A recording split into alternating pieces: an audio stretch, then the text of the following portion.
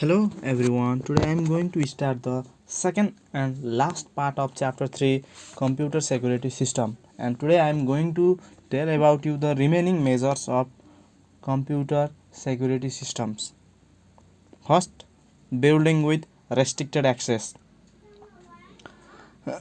Computer systems that store sensitive or valuable data is very important and expensive for business.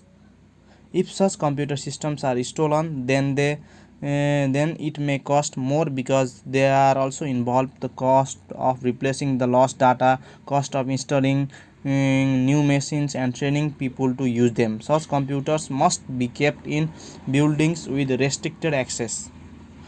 Alarm, security lighting and closed circuit television cameras are some of the methods of hardware protection. अब computer धेरै computer भएका एकदमै important डाटाहरू store भएका कम्प्युटरहरूको लाई चाहिँ बाहिरबाट हुनसक्ने unauthorise थेफ्टहरू अथवा इन्सिडेन्टहरूबाट हुनसक्ने लसहरूबाट ड्यामेजहरूबाट बचाउनको लागि चाहिँ हामीले सर्टेन टेक्नोलोजीहरू युज गर्नुपर्छ, जस्तो कि अलार्महरू, सेक्युरिटी लाइटिङहरू अनि क्लोज सर्किट टेलिभिजनहरू. अब यस्तो मेथडहरू हामीले युज गऱ्यौँ भने चाहिँ हुनसक्ने लसबाट हामीले ड्यामेजको लसबाट हामीले बच्न सकिन्छ. Secure the building by reducing the number of entrance. अब कुनै एउटा अर्गनाइजेसनमा भएका धेरैवटा इन्ट्रान्सहरूको नम्बर घटाउने. अब के हुन्छ, धेरैवटा नम्बर इन्ट्रान्सहरू भइसकेपछि अब जताबाट नि मान्छेहरू बिल्डिङभित्र अथवा त्यो रुमभित्र एक्सेस गर्न सक्छन्, छिर्न सक्छन्. तर त्यो इन्ट्रान्सहरू घटाइसकेपछि के हुन्छ, मेन गेट अथवा 2-वटा 3-वटा मात्रै गेटहरू भइसकेपछि कम इन्ट्री हुन्छ. Use alarms and sensors on entrance exits entrance exits. अब इन्ट्रान्स र एक्जिटहरूमा चाहिँ के गर्ने, अलार्महरू राख्ने, सेन्सरहरू राख्ने, जसले गर्दाखेरि त्यहाँनिर अनअथराइज एक्सेस हुन नपाओस्, हुने बित्तिकै अलार्म बजोस्. सेक्युरिटी गार्डहरू राख्ने, त्यस्तो इन्ट्रान्सहरूमा, ढोकाहरूमा, गेटहरूमा चाहिँ सेक्युरिटी गार्डहरू राख्ने, जसले गर्दाखेरि चाहिँ अनअथोराइज एक्सेसहरू, नचिनेको मान्छेहरू, थिपहरू चाहिँ इजिली छिर्न नपाओस्. Reception guard to log in visitors and to issue badges to staff and visitors. अब रिसेप्सन गार्ड राख्ने, जसले गर्दाखेरि चाहिँ त्यहाँनिर भिजिटरहरूलाई उहाँ भिजिटर हो अथवा उहाँ स्टाफ हो भनेर चाहिँ ब्याजहरू दिने, जसले गर्दाखेरि चिन्न सजिलो होस् र ब्याजहरू नलाउने मान्छेले चाहिँ भित्र एक्सेस गर्न नदिने. Restrict access to computer rooms or data storage area using code, keys, cards. Newer systems may use biometric data such as finger print scanner or iris laser scanner. अब कम्प्युटर रुमहरूमा सकेसम्म एक्सेस नै नदिने, दिन पऱ्यो भने चाहिँ सर्टेन टेक्नोलोजीहरू युज गरेर सेन्सरहरू राखेर मात्रै इन्ट्री गर्न दिने, जस्तो कि आई सेन्सरहरू, अनि फेरि त्यसपछि अब फिङ्गर प्रिन्ट स्क्यानरहरू भयो. त्यस्तो स्क्यानर राखेर अथोराइज पर्सनहरूलाई, लिमिटेड पर्सनहरूलाई मात्रै इन्ट्री गर्न दिने. Next, biometrics. Biometrics is a branch of computer security entering and authenticating a person's identity based on some physiological or behavioral characteristic unique so that to that person. अब कुनै एउटा अर्गनाइजेसनमा भएका computer रुममा काम गर्ने अथवा अर्गनाइजेसनमा काम गर्ने सर्टेन पर्सनहरूलाई मात्रै इन्ट्री एक्सेस त्यो बिल्डिङमा अथवा रुममा एक्सेस अथवा इन्ट्री दिनको लागि सर्टेन टेक्नोलोजीहरू बायोमेट्रिक्स युज गर्ने, जस्तो कि फिङ्गरप्रिन्टहरू, लेजर फिङ्गरप्रिन्टहरू हुन्छ, रेटिना रेकग्नाइजनहरू हुन्छ, भोइस रेकग्नाइजेसन, फेस रेकग्नाइजेसनहरू हुन्छ, अथवा सर्टेन फिजिकल स्ट्रक्चरहरूको आधारमा सेन्सरहरू राख्ने र बाहिरी अनअथराइज एक्सेसबाट कम्प्युटरलाई हुनसक्ने ड्यामेजहरू, लसहरूबाट जोगाउने काम गर्छ बायोमेट्रिक्स भनेको. बायोमेट्रिक्स के गर्छ, त्यहाँ त्यहाँ रेकर्ड गरिएको डाटाहरूलाई मात्रै एक्सेप्ट गर्छ. म्याच भयो भने डोर ओपन गर्छ अथवा इन्ट्री दिन्छ, एक्सेस दिन्छ भने, भएन भने अलार्महरू बज्ने सिस्टम गर्न सकिन्छ. Authentication system verifies the identity of user before allowing them to access to the internal system. अब कम्प्युटरको इन्टरनल सिस्टमभित्र अथवा रुमभित्र छिर्नुभन्दा अगाडि चाहिँ जस्तै के गर्छ, पहिला म्याच गराउने काम गर्छ अनि बल्ल इन्ट्री दिने काम गर्छ. अब यहाँनिर फिगरमा देखाएको छ फिङ्गरप्रिन्टहरू, फेस रेकग्नाइजनहरू, अनि त्यसपछि भोइस रेकग्नाइजनहरू, अब रेटिना रेकग्नाइजेसन, डिएनए टेस्टबाट म्याच भइसकेपछि अनि बल्ल पुरै ह्यान्ड स्क्यानर रेकग्नाइजेसनहरू, अनि बडीको फिजिकल स्ट्रक्चर कसरी हिँडेको छ, कसरी बसेको छ त्यसको आधारमा, त्यसपछि पासवर्डहरू राखेर। यो भयो biometrics. Fire alarm system. An automatic fire alarm system is designed to detect the unwanted presence of fire by monitoring environmental changes associated with the combustion.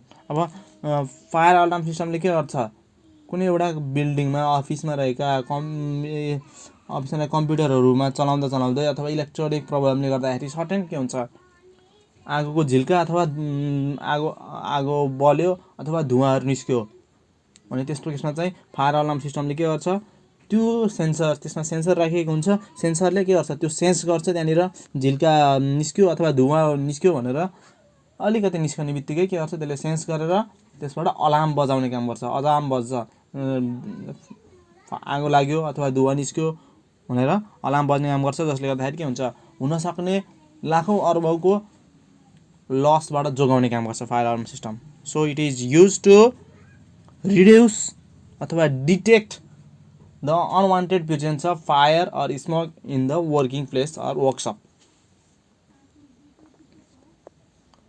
Next, data security. Data security refers to the protection of data against accidental or intentional disclosure to unauthorized persons or unauthorized modification or destruction. अब data security भनेको चाहिँ हाम्रो कम्प्युटरमा भएका डाटाहरूलाई intentionally modify गर्न सक्ने अथवा access गर्न खोज्ने अनअथोराइज एक्सेसबाट र एक्सिडेन्टल्ली हुनसक्ने अर्थक्वेकहरू, अब बाढी पहिरो हुनसक्छ त्यस्तोबाट हुनसक्ने, फायरहरूबाट हुनसक्ने लसबाट चाहिँ यसले जोगाउने काम गर्छ डाटा सेक्युरिटी। डाटा सेक्युरिटीलाई following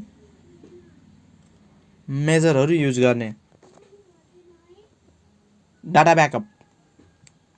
Data backup is the process of duplicating data to allow retrieval of the duplicate set after data loss event. अब डाटा ब्याकअप भनेको चाहिँ सर्टेन कुनै एउटा कम्प्युटरमा केही प्रब्लमहरू आयो जसले गर्दा चाहिँ त्यहाँको कम्प्युटर अन नै भएन, डाटा रिट्रिभ गर्न सकिएन, त्यस्तो केसमा चाहिँ हामीले सर्टेन कपी कुनै कम्प्युटरमा अथवा इन्टरनेटमा सेभ गरेर राख्ने, त्यसलाई डाटा ब्याकअप भनिन्छ।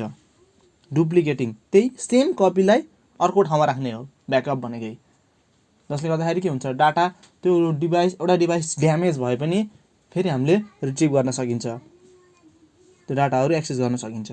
Backup. Data backup and recovery. अब रिकभरी भनेको चाहिँ ब्याकअप गरेर राखेको डाटाहरूलाई रिट्रिभ गर्ने काम रिकभरी भनेको, चाहिएको केसमा।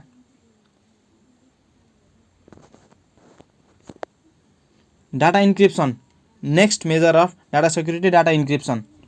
अब इन्क्रिप्सन भनेको के हो पहिला त जान्नु पर्यो। Encryption is the process of changing a simple text into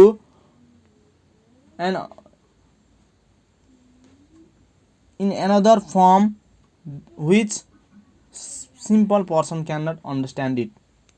अब इन्क्रिप्सन भनेको चाहिँ कुनै एउटा टेक्स्टलाई, सिम्पल टेक्स्टलाई चाहिँ त्यसलाई चाहिँ इन्क्रिप्टेड डाटामा अथवा सिफर टेक्स्टमा कन्भर्ट गर्ने। सिफर टेक्स्ट भनेको चाहिँ सर्टेन केही अल्गोरिदमहरू युज गरेर सिम्पल टेक्स्टलाई चाहिँ कसैले नबुझ्ने फर्ममा चेन्ज गर्ने हो। जस्तो कि नम्बर लेटरहरूको कम्बिनेसन अथवा सिम्बलहरूको कम्बिनेसनमा कन्भर्ट गर्ने, जसले गर्दाखेरि त्यहाँनिर बुझ्न गाह्रो होस् अथवा बुझ्दै नबुझोस्।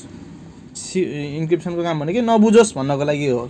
अल्गोरिदमहरू युज गरिन्छ ह्याकरहरूलाई बुझ्न गाह्रो होस्, सिम्पल पर्सनलाई नि बुझ्न गाह्रो होस् भन्नको लागि इन्क्रिप्सन प्रयोग गरिन्छ।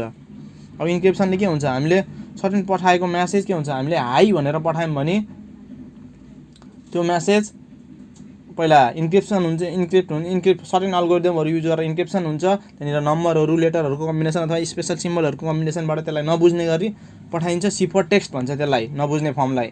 अनि त्यसपछि फेरि त्यहाँनिर सर्टेन पब्लिक की प्राइभेट की युजहरू गरेर त्यसलाई डिक्रिप्ट गरिन्छ, अनि रिसिभरले मैले जस्तो डाटा पठाएँ त्यस्तै डाटा पाउँछ।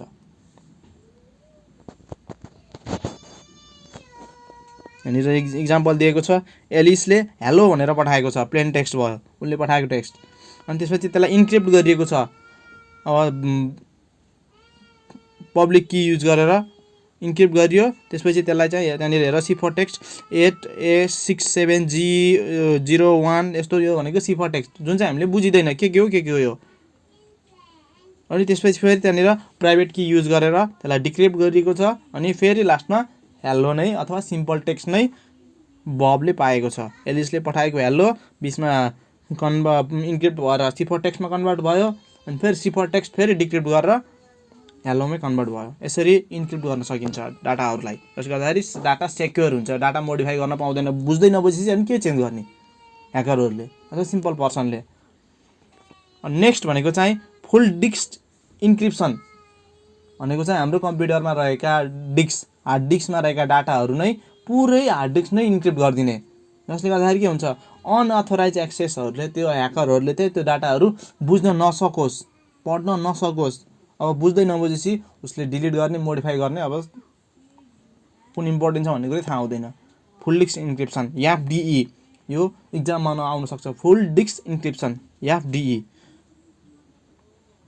यहाँनिर भनेको छ auto decryption encrypted data is decrypted transparently to the users. अब हाम्रो कम्प्युटरको पासवर्डहरू सर्टेन टेक्नोलोजीहरू सर्टेन स्टेप्सहरू कम्प्लिट गरिसकेपछि अब हामीले त्यो डाटाहरू एक्सेस गर्न सकिन्छ हार्ड डिस्कको हाम्रै कम्प्युटरमा।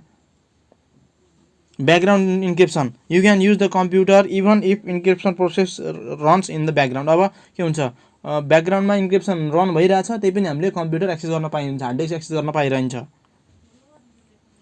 अब फुल डिस्क इन्क्रिप्सनमा के भनेको छ data is not accessible even if hard disk is taken out. अब के हुन्छ हार्ड डिस्क बाहिर निकाले भने पनि डाटा एक्सेस हुँदैन, अर्को कम्प्युटर राख्दा पनि डाटा एक्सेस गर्न पाइँदैन फुल डिस्क इन्क्रिप्सनमा। Next password protection. Password protection is a security process that protects information accessible via computers that needs to be protected from certain users. अब पासवर्ड प्रोटेक्सन भनेको हाम्रो कम्प्युटरमा रहेका डाटाहरूलाई अनअथोराइज एक्सेसहरूबाट अन्य पर्सनहरूबाट चाहिँ जोगाउनु अथवा नदेखाउनको लागि पासवर्ड राख्ने एउटा टेक्नोलोजी हो। पासवर्ड हानिसकेपछि मात्रै त्यो डाटाहरू अथवा कम्प्युटर एक्सेस गर्न पाइन्छ, जसले गर्दाखेरि ह्याकरहरूबाट अनअथोराइज एक्सेसहरूबाट अरू पर्सनहरूबाट हाम्रो कम्प्युटरमा रहेको डाटाहरूलाई हामीले जोगाउन सकिन्छ। How to make password strong. अब पासवर्ड हाम्रो कम्प्युटरमा अथवा कुनै पनि सोसल नेटवर्कको एकाउन्टहरूको पासवर्ड कसरी स्ट्रङ बनाउने सर्टेन स्टेप्सहरू छ, टिप्सहरू छ। Make your password long. अब सकेसम्म हाम्रो पासवर्ड एकदमै लङ राख्ने, 2-3 वर्ड्स अथवा 4-5-6 वर्ड नराख्ने। बढी एकदमै जति पासवर्डको लेन्थ लङ हुन्छ त्यति ह्याकरहरूलाई ह्याक गर्न गाह्रो हुन्छ। अब जानेकै पासवर्ड भए पनि लङ भइसकेपछि टाइप गर्न बेर लाग्छ। अब टाइप गर्दा हतारमा टाइप गर्दा मिस्टेक हुनसक्छ।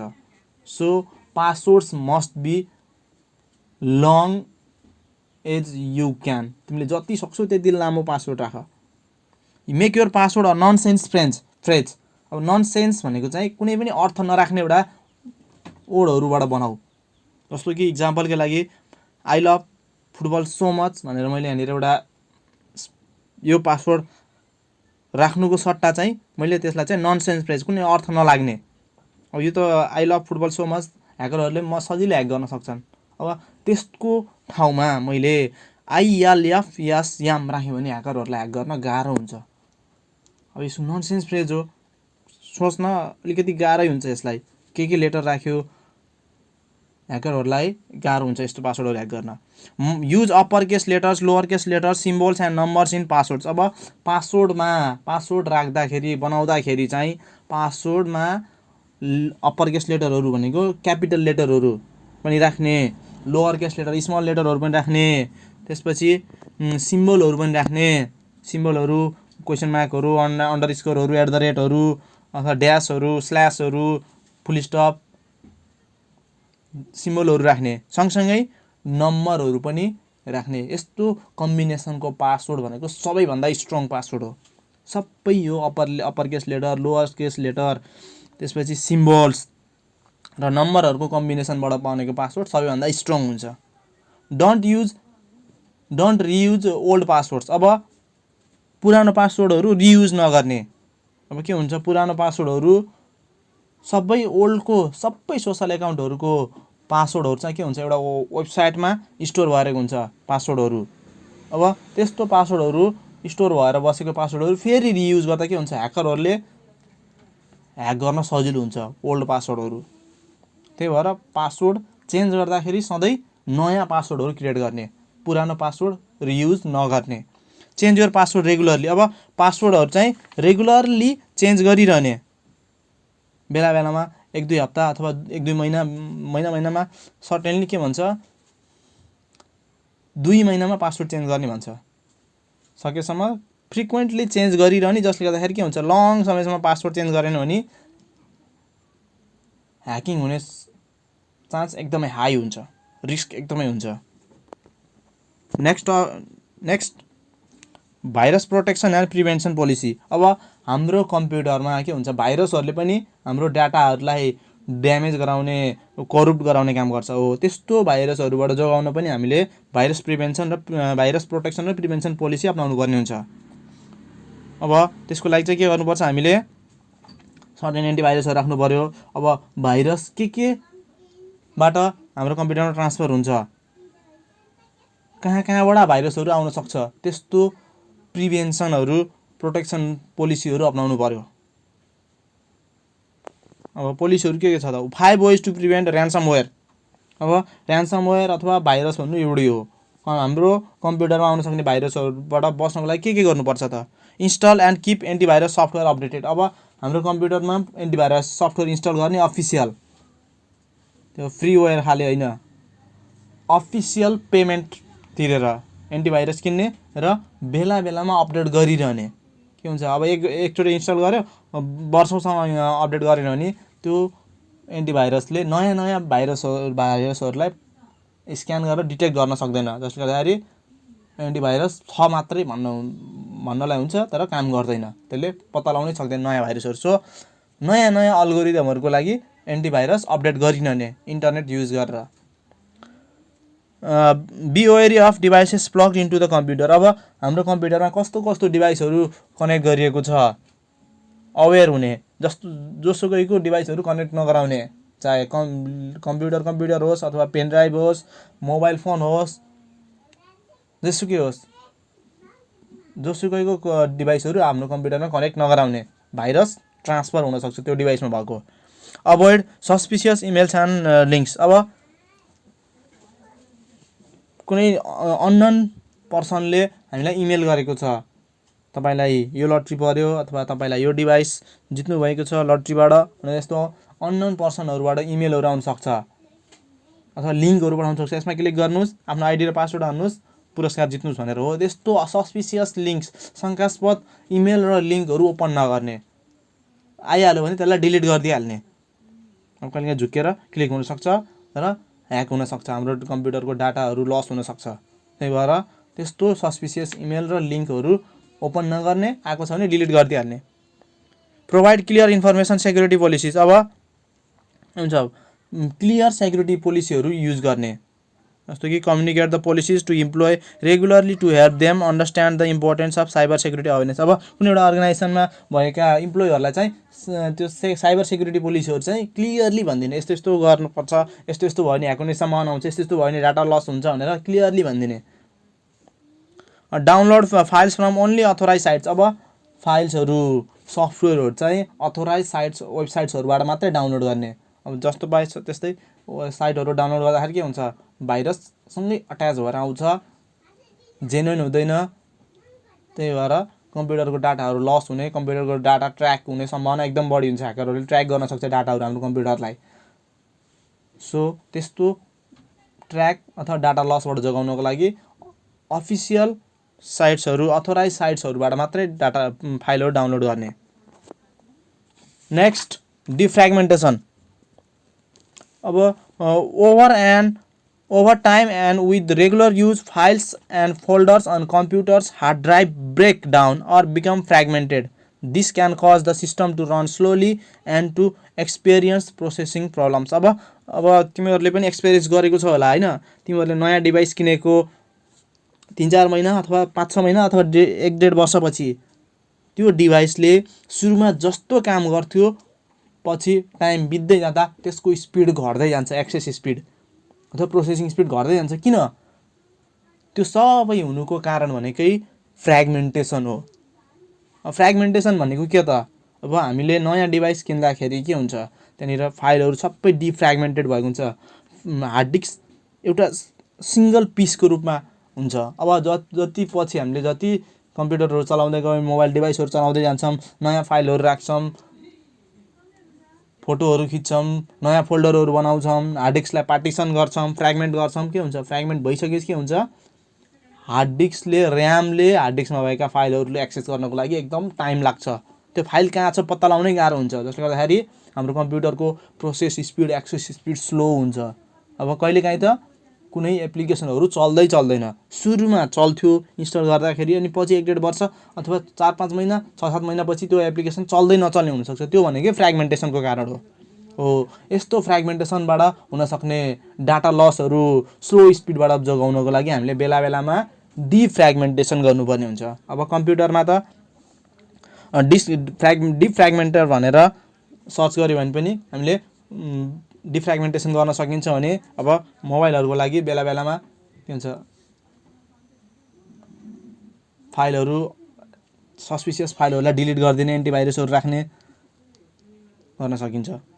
डिफ्र्यागमेन्टेसन is a technique that pulls all related data together in pertaining to a file in order to speed up accessing the free space is consolidated into contiguous contiguous memory locations are available to store future data। अब डिफ्र्यागमेन्टेसन के गर्छ, त्यो पुरै छरिएर रहेका फाइलहरूलाई चाहिँ single बनाउने, एउटा डिस्कमा कन्ट्र्याक्ट गर्छ, सबैलाई एकै ठाउँमा ल्याउने गर्छ छरिएर रहेको फाइललाई। Benefits of disk defragmentation: faster access, application accessibility के हुन्छ, एप्लिकेसन छिटो एक्सेस गर्न सकिन्छ। एक्सटेन्डेड हार्ड ड्राइभ लाइफ, अब हार्ड डिस्कको के हुन्छ, लाइफ बढ्छ, त्यसको ड्युरेबिलिटी। मोर इफिसियन्ट सेक्युरिटी, अब हार्ड डिस्कको सेक्युरिटी बढ्छ डिफ्र्यागमेन्टेसन भइसकेपछि। के हुन्छ, रिड्युस्ड इररहरू, अब इररहरू मोबाइल डिभाइसको इररहरू घट्छ। What is scan disk?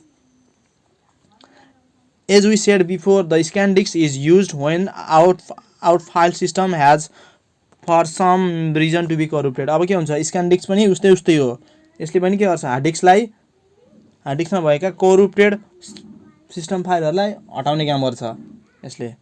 The scan disk is use to try and the repair errors being faced. अब हार्ड डिस्कमा अथवा कम्प्युटरमा भएका इररहरूलाई चाहिँ के गर्छ, रिपेयर गर्ने काम गर्छ यसले। The scan disk also tries to restore the hard disk back to its original state. अब हार्ड डिस्कको सिस्टम फाइलहरूमा इरर आयो, अब कोरुप्ट हुन लाग्यो भने यसले चाहिँ के गर्छ, त्यो हार्ड डिस्क सिस्टम फाइलहरूलाई रिपेयर गर्छ र हार्ड डिस्कलाई ओरिजिनल स्टेटमा, पहिला जस्तो स्टेटमा थियो त्यस्तै स्टेटमा लैजाने काम गर्छ scan disk. What does scan disk do? Scan disk is design to repair damaged hard drive sectors and clusters on your computer's hard drive. अब हाम्रो हार्ड डिस्कमा रहेका सेक्टरहरू र क्लस्टरहरू कोही ड्यामेज भएको छ भने अथवा इरर आएको छ भने त्यस्तो क्लस्टर र सेक्टरहरूलाई चाहिँ यसले रिपेयर गर्ने काम गर्छ। Recover the data stored in the damaged region of the hard drive. अब त्यो हार्ड ड्राइभमा रहेका डाटाहरू कोरुप्ट भएको छ भने त्यसलाई रिकभर गर्ने काम गर्छ, रिकभर गरेर फेरि पहिलाकै कन्डिसनमा लैजाने काम गर्छ। Find a bad or damage cluster. अब हार्ड डिस्कमा कुनै क्लस्टर, कुन चाहिँ क्लस्टर बिग्रिएको छ, कुन चाहिँ क्लस्टर कोरुप्ट भएको छ, त्यस्तो क्लस्टरहरूलाई डिटेक्ट गर्छ र त्यसलाई रिकभर गर्ने काम गर्छ। Checks and repairs integrity of the file system such as FAT32 and NTFS। अब के गर्छ, यो चाहिँ FAT32 र NTFS भनेको चाहिँ फाइल एलोकेसन सिस्टमहरू हो। फाइल कहाँ छ भनेर, फ्याटको full form file allocation table भने, NTFS को फुल फर्म भनेको न्यू टेक्नोलोजी फाइल सिस्टम हो। अब यो फाइल सिस्टमहरूको फाइल एलोकेसन गर्ने, फाइल कहाँ छ भनेर पत्ता लगाउने यो चाहिँ सिस्टमहरूलाई चाहिँ के गर्छ, चेक गर्छ ठिक छ कि नै फाइल एलोकेसन टेबलहरू, अनि छैन भने के गर्छ सबै सिस्टमको फाइल एलोकेसन टेबलहरूलाई चाहिँ रिपेयर गर्ने काम गर्छ। This is for this video. Stay home, stay safe. Thank you.